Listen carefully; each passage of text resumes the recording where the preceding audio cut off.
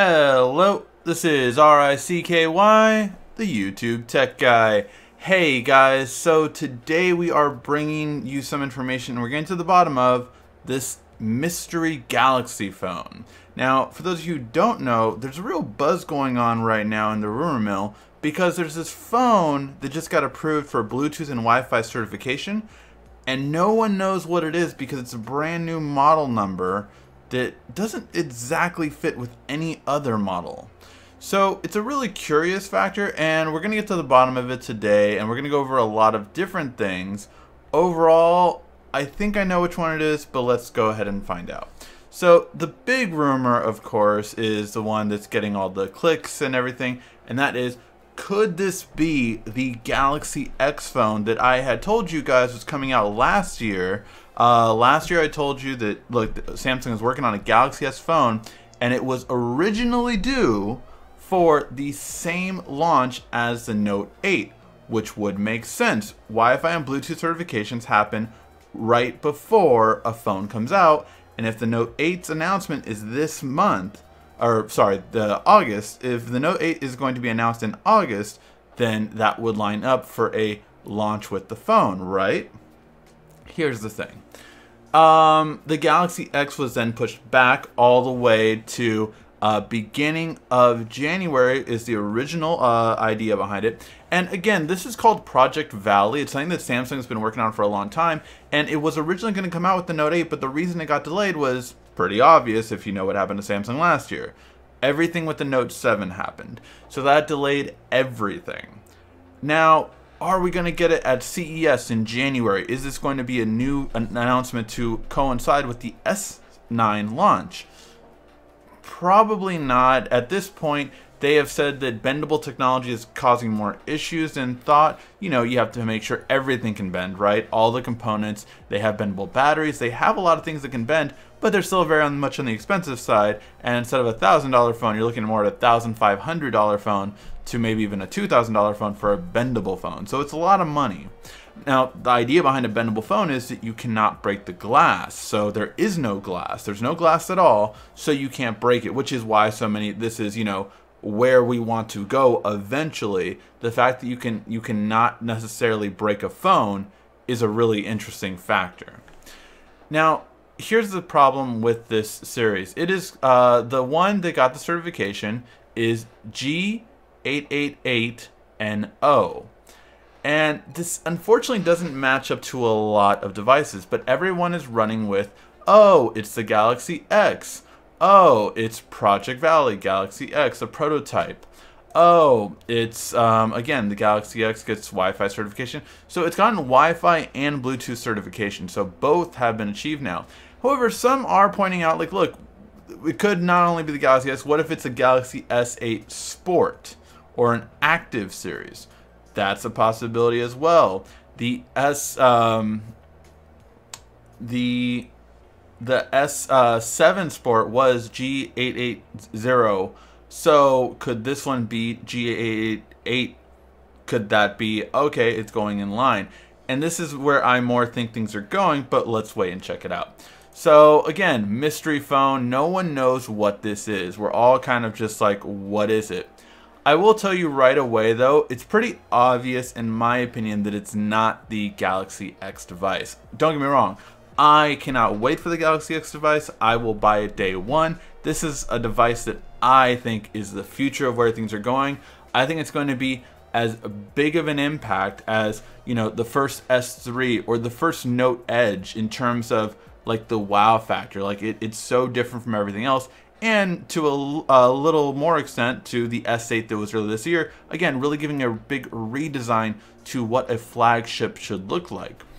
Now, here's the problem though. When we go over some of these things, especially the Bluetooth certification more than the Wi-Fi certification, the Bluetooth certification shows that it's only Bluetooth 4.2. Any flagship would be Bluetooth 5.0 at this point. There's just no reason that if Samsung already has it on the S8, there's no reason why it wouldn't be on the current high-end version of whatever this series is. So that pauses right away. It's Bluetooth 4.2, not Bluetooth 5.0. So in my opinion, this immediately disqualifies it from being part of the possibility of a Galaxy X, just because they're going to put the highest quality in there. But not only that, in the Wi-Fi certification, we see this is Android 6.0. So it's not Android 7.0, so that makes me think like, okay, this is something entirely different. It really is just something entirely different. Up to the point where I don't even think it's a sports series, because even that would be weird. Why would a sports series come with Android 6.0? However, there is a strong argument for that ability. So the S7 active was the G891, but again, why would they go backwards? Now, the S8 active is going to be announced on, I believe, the 8th of August, so that one is coming up. If we look at our calendars, again, this would coincide. Okay, it's a little bit more than a week and a half, and that would coincide of it. That their announcement's going to be there, and then it'll probably launch on the 18th. So that's what we're expecting, right? You know, we expect to see that from Samsung. However, there's also other ones that have this G8 series, such as the Alpha. The Alpha was a smaller version of an S5 with a metal body design. So that one was a really interesting phone. It never came out again. We never saw another one, but that is another possibility of perhaps a smaller Galaxy S8. Even though Samsung said that that wouldn't happen, it makes sense for having Android 6.0 and Android 4.2. However, there's other different versions it could be. We've had cameras phones before, so it could be a return to maybe an Android camera like the Galaxy Camera series. That one had a 1 and 2 and never came back. So there's lots of different, I mean, if you go through all of Samsung's models, which I have, there's lots of different possibilities here. I think more than likely this is going to be somewhat of, in the vein of at least, a Galaxy Alpha, a Galaxy Mini, or something along those lines. Just because, although it could be an S8 active, it doesn't make sense to go back on a number. Again, the S6 active was 890. The S7 active was 891, so why would this one be 888? It doesn't really kind of connect to it, so I don't believe that's it, but it's a possibility that you have to keep open.